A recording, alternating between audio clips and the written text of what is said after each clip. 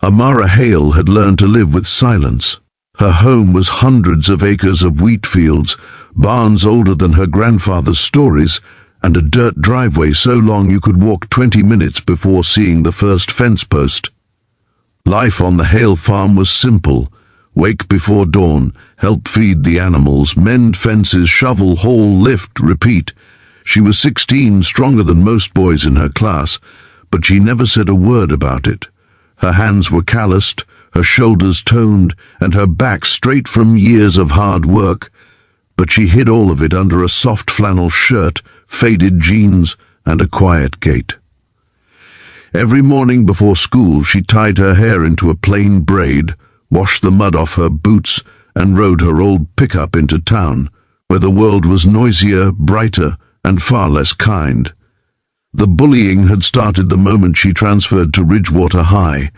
The Hale farm had fallen on hard times, and her family moved closer to town to rent a small shack while trying to save enough to keep the farm running. But small-town kids could smell difference like wolves smell blood. Amara was the farm girl, cowgirl, hayseed, the dirt princess. Students laughed at her boots, at the slight smell of straw that clung to her clothes no matter how many showers she took, at the fact she never joined in conversation. But she didn't care until the day it turned cruel. It started with Darla Briggs, rich, popular, and bitter to the bone. Darla hated anyone who didn't worship her, and Amara's silence made her furious. She wanted reactions, she wanted fear, and Amara gave her nothing. So Darla escalated. Her minions, Tess and Lacey, followed like shadows.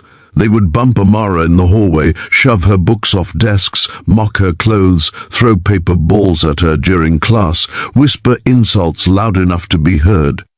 Still, Amara stayed quiet. She had learned long ago that anger wasted energy better used on real problems like groundhogs, eating through grain bags, or storms ripping roofs off barns. But that didn't stop them. And today, in the parking lot after school, things went further than usual. The three girls cornered her between two cars, smirking like hyenas. "Hey, farmyard reject," Darla said, kicking the dust at Amara's boots. "Did you milk a cow before coming to class today? Is that why you smell like barn?" The laughter echoed off the metal. Amara said nothing. She simply opened her truck door, but Darla slammed it shut with her palm. "Don't walk away from me," she snarled. "I'm talking to you." Amara met her gaze. Her voice was calm. "I don't want trouble." "Too bad," Tess piped in.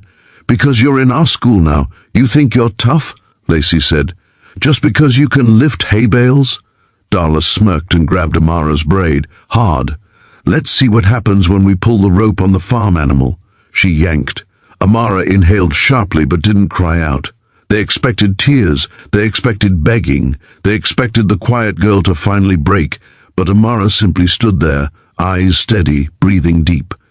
"Let go," she whispered. "Or what?" Darla sneered. And that was when a deep, gravelly voice rolled through the parking lot. She said, "Let go." The girls turned and froze. Leaning casually on a black motorcycle, arms crossed over a chest full of tattoos, leather vest shining under the sun, stood a man built like a wall, tall, broad, bearded, a silver chain glinting under his jacket.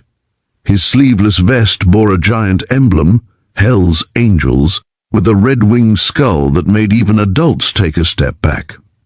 Students who had been watching scattered like pigeons. No one wanted to be anywhere near this.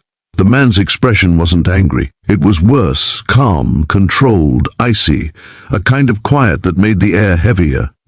"Is he with you?" Lacey whispered. "No," Darla said, but she suddenly didn't sound so confident. "Probably just some biker creep."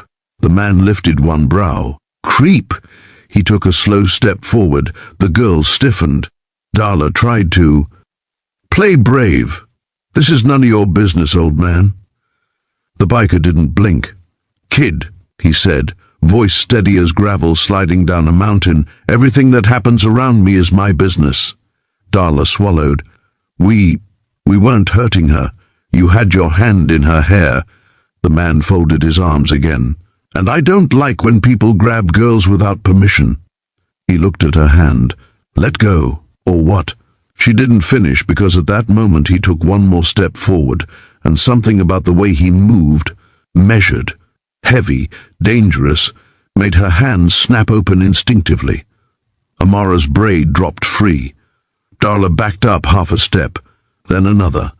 "Let's go," she muttered. Tess and Lacey didn't need to be told twice. The three scrambled away, pretending they weren't running. The biker watched until they disappeared into the school building.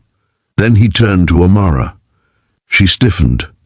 "Thank you," she said quietly. "But you didn't have to." "Yes, I did." He nodded toward her braid. "You okay?" "I'm fine."